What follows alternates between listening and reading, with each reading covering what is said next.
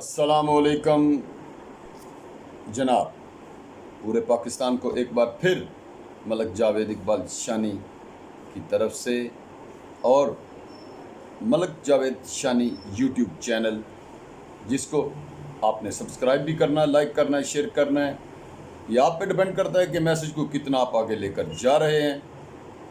तो आज हमारी गुफ्तगू जो है, कल की खुशखबरियाँ हैं कि 15 सितंबर को इंशाल्लाह तालीमी इदारे खुल जाएंगे। फिर 22 सितंबर दूसरा, फिर तीसरा स्टेप जो होगा वो 30 सितंबर होगा। तो किस हद तक होगा, या फिर इसको खोल कर हम इसको पाया तकमील तक पहुंचाएंगे, या फिर दरमियान में फिर कोई ऐसा, अल्लाह न करे, खुदा न खास्ता, कुछ ऐसा मामला बिगड़ता है कि जिसकी वजह से फिर दोबारा अगर रुकना पड़ता है, तो लोगों की क्या आसराइयाँ जो हैं कि गवर्नमेंट इदारों का और पेरेंट्स का मुंह बंद करने के लिए 1 या 2 माह के लिए तलीमी इदारों को खोलेगी। उसके बाद दोबारा दूसरा स्टेप जो कोरोना का होगा, उसमें जैसा कि हम कुछ ममालिक का जिक्र कर सकते हैं, स्पेन का कर सकते हैं, जर्मनी का कर सकते हैं, इंग्लैंड का कर सकते हैं, कि वहाँ पे जी दूसरा स्टेप शुरू हो गया जी। किस चीज़ का? कोरोना वायरस का। अब वहाँ के लोग कहते हैं नहीं मानते हम इस चीज़ को, कोई कोरोना वायरस दूसरा स्टेप नहीं है, ना ही कोई ऐसा मामला है। आप इदारों को खोलें भाई, हमें नहीं अब कैद रहना, बंद रहना, या हम पे पाबंदियाँ ना लगाई जाए। ठीक हो गया, ये तो मान लिया कि उनकी तरफ से बात हुई है। लेकिन अब पाकिस्तान की सूरत हाल की तरफ अगर हम देखें, तो इस वक्त कल के मुताबिक 2 अमवात पाकिस्तान में हुई कोरोना के बायस, और तकरीबन 6000 से कम केसेस रह गए हमारे पाकिस्तान में। मतलब ना होने के बराबर, ज़ीरो अब कह सकते हैं हम कोरोना वायरस। अब कोरोना वायरस ख़त्म इंशाल्लाह हो गया है। अदारों को हमने खोलने का इशारा दे दिया है, ग्रीन सिग्नल दे दिया है। ग्रीन सिग्नल देने के बाद मैरिज हॉल बंद थे, उनके मुतलका भी रात को नोटिफिकेशन जारी हो गया, समरी भेज दी गई, तो वो भी इंशाल्लाह ताला खुल जाएंगे। लेकिन अगर ऐसा फिर होता है कि जी हम दूसरे स्टेप में इंटर हो गए हैं, कोरोना वायरस ने हमें फिर अल्लाह ना करे कि घेर लिया है, तो फिर माशी लिहाज में पाकिस्तान पहले ही इस कदर गिर गया है, लोग खाने के लुकमे को तरस गए हैं, लोग इस वक्त बेरोज़गारी की मौत मर रहे हैं, लोग इस वक्त बिल्कुल अपने बच्चों के लिए उनको देखकर बेबसी की सूरत इख्तियार किए हुए हैं। तो आने वाले स्टेप को कोई कबूल नहीं करेगा, कोई इसको मानेगा नहीं। इसलिए नहीं मानेगा कि घर में पड़ी हुई गुर्बत को वो किस तरह फेंकेगा, बच्चों की भूख मुफलसी जो उसके सामने है, कि वो बच्चों के तन पे कपड़े नहीं हैं, खाने को खाना नहीं है, वो बच्चों की हालत को कैसे बर्दाश्त करेगा।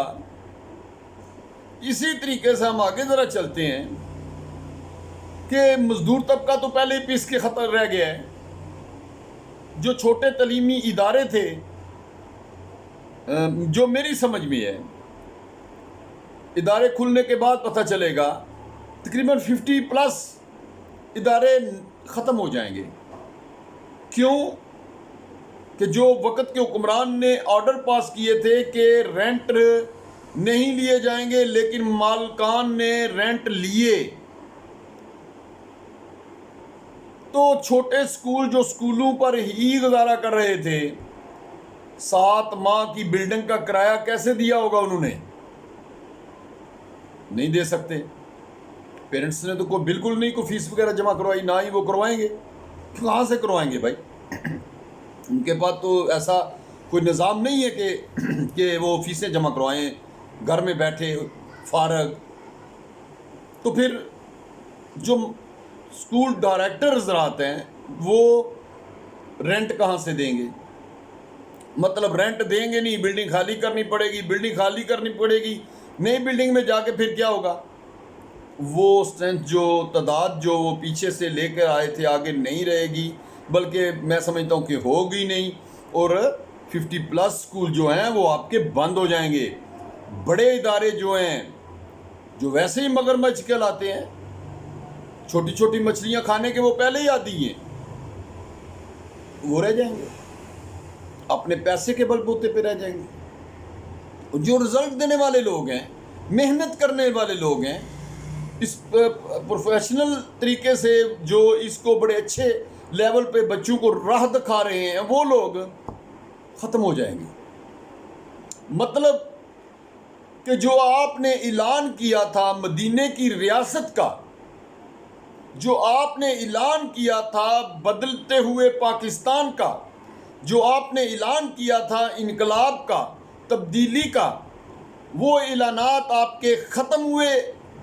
آپ نے ایک مخصوص طبقے کو وقت دیا، ایک مخصوص طبقے کو اوپر لے کر گئے، اور غریب جو تھا پہلے ہی پسا ہوا تھا، مزید آپ نے اس کو اس قدر مارا کہ وہ دفن تو نہیں ہوا لیکن دفن نہ ہونے کے برابر دفن ہو گیا ہے وہ. اب اگر آپ سٹیپ 2 کا ذکر کریں، کرونا پھر آ رہا ہے، تو میرے بھائی لوگ یا مر جائیں گے یا مار دیں گے. دو ہی بات تھی، مر جائیں گے یا مار دیں گے. اب گزارا مشکل ہے میری جان. اب ایسا نہیں ہے، یہ پاکستان ہے. افغانستان کہاں چلا گیا ہے؟ بنگلہ دیش کہاں چلا گیا ہے؟ آپ کی کرنسی کہاں چلی گئی ہے؟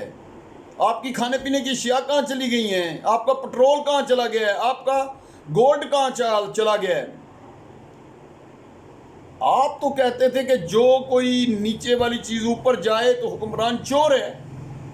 تو میری جان میں آپ کو چور تو نہیں کہتا، لیکن افسوس کے ساتھ یہ ضرور کہوں گا کہ عوام مر رہی ہے، پس رہی ہے، ختم ہو رہی ہے.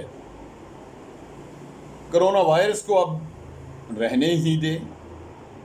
اپنے SOPs کی تھوڑی سی نرمی کر لیں.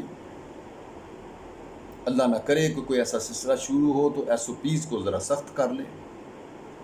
لیکن اداروں کو بند کرنے کی کوشش مت کریں. ادارہ کوئی بھی ہو، تعلیمی ادارہ ہو یا انڈسٹری ہو، اگر یہ نہیں چلیں گے آپ کو ٹیکس نہیں ملے گا. اگر آپ کو ٹیکس نہیں ملے گا تو ملک کیسے چلے گا؟ تو پھر لوگ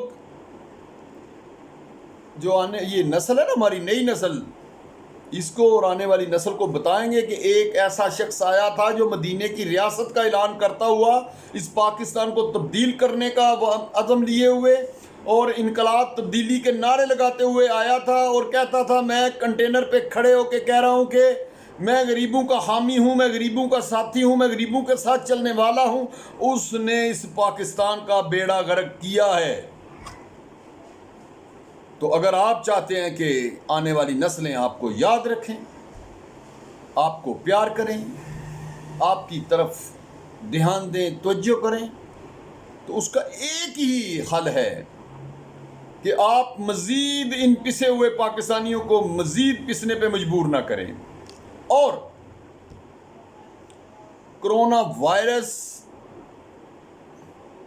اگر سٹارٹ ہوتا بھی ہے تو اس قدر مت کریں کہ فوراً اداروں کو بند کر دیں، لوگوں کو گھروں میں قید کر دیں.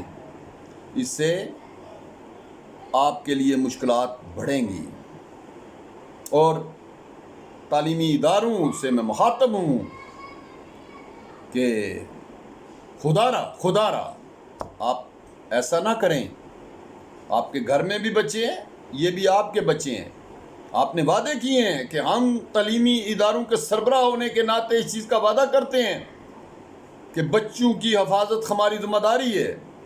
تو تعلیمی ادارے جو ہیں وہ مکمل ذمہ داری کے ساتھ اس چیز کو احساس بنا لیں اور یہ سمجھ لیں کہ سامنے بیٹھے ہوئے بچے ہمارے بچے ہیں اور ان کی حفاظت ہماری ذمہ داری ہے، اور انشاءاللہ تعالی ہم نے قانون کی پاسداری کرنی ہے،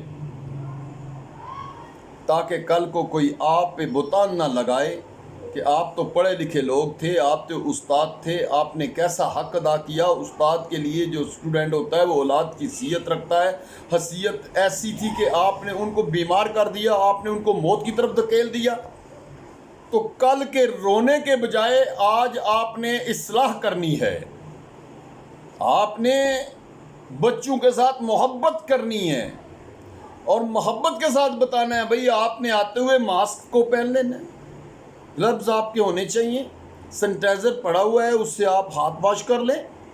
تو مختلف طریقہ کار، ان طریقہ کاروں کو آپ اپناتے ہوئے اگر اداروں کو چلائیں گے تو انشاءاللہ تعالی ہمارے در چلیں گے. ادارے رکیں گے نہیں. روکنے والے اس لیے خاموش ہو جائیں گے کہ ان کے پاس کوئی جواز نہیں ہوگا آپ کو بند کرنے کا، روکنے کا. تو آپ بھی اپنی پاکٹ کی طرف کم دیکھیں، بینک بیلنس کی طرف کم دیکھیں.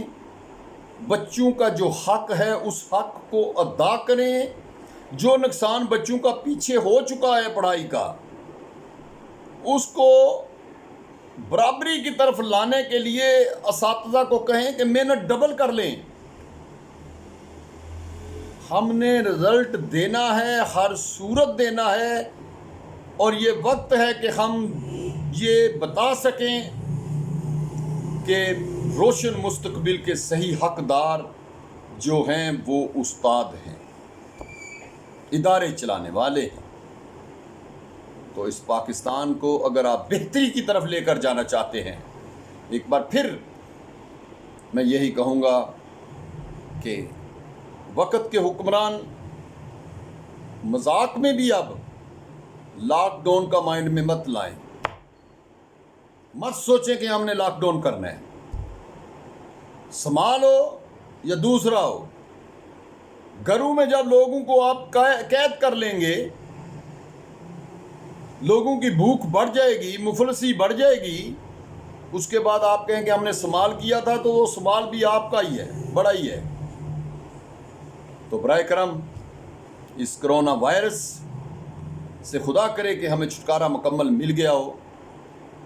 اگر ہمیں ایک بار پھر امتحان کی طرف جانا ہی پڑتا ہے تو اس میں مہربانی فرما کر اداروں کو مت تنگ کریں، اداروں کو چلنے دیں، اور ادارے مکمل قانون کی پاسداری کرتے ہوئے، ان کے پاس بچے ہیں یا مزدور ہیں، ان کا خیال رکھیں. اور جو ان کا حرج ہوا ہے، اداروں کو کمپرومائز کرنا ہوگا. اس لیے کمپرومائز کرنا ہوگا کہ والدین کے پاس دوسرا راستہ کوئی نہیں ہے. آپ اگر کہیں گے کہ اپنے بچوں کو گھر لے جائیں تو آپ استاد نہیں ہیں، آپ ایک اچھے بزنس مین تو کہہ سکتے ہیں آپ کو، لیکن آپ نے یہ تعلیمی ادارہ بچوں کے روشن مستقبل کے لیے نہیں بلکہ اپنی آنے والی نسل کے لیے ایک بزنس سمجھ کے کیا ہوا ہے، اور اس بزنس کی پرافٹ جو ہے وہ آپ کی نسل کو نہ جانے کہ کل کتنی تباہی کی طرف دھکیل دے. تو آج کی دعائیں ہو سکتا ہے کہ آپ کے کم پیسے آپ کی نسل کو آگے لے جائیں. اس لیے اساتذہ کو کمپرومائز کرنا ہوگا، کریں گے انشاءاللہ. ادارے کمپرومائز کریں گے اور وقت کے حکمران اداروں کو تنگ نہیں کریں گے. اگر وہ تنگ کرتے ہیں تو اداروں کو سنبھالنا مشکل ہو جائے گا. جو 50% رہ گئے ہیں وہ 25% ہو جائیں گے. ملک پاکستان کے لیے ایجوکیشن بہت ضروری ہے. اگر ایجوکیشن نہیں تو پھر ہمارے پاس کچھ بھی نہیں ہے. ہم بالکل خالی ہیں، اندھیرے میں ہیں، ہمیں راستہ نہیں دکھائی دے گا. انشاءاللہ تعالی امید رکھتا ہوں کہ آپ اس بات کو اپنے پلے باندھ لیں گے، سمجھ رہے ہوں گے۔ اللہ میرا اور آپ کا حامی و ناصر ہو۔ ملک جاوید شانی یوٹیوب چینل، اس کو سبسکرائب بھی کریں، لائک بھی کریں، شیئر بھی کریں اور پیغام آگے لے کر جائیں۔ اگر آپ کو یہ پیغام پسند آئے تو انشاءاللہ تعالی ملتے ہیں اگلی ملاقات کے لیے۔ اجازت دیجیے گا جی، اللہ حافظ، السلام علیکم۔